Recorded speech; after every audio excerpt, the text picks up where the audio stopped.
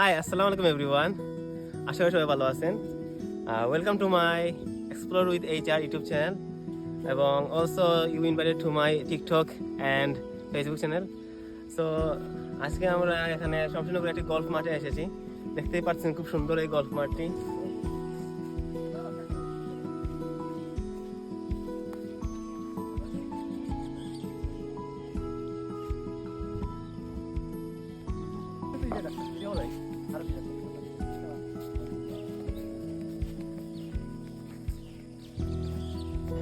This is the most beautiful golf course in Molibazar district. Molibazar district, Sylhet, in Bangladesh.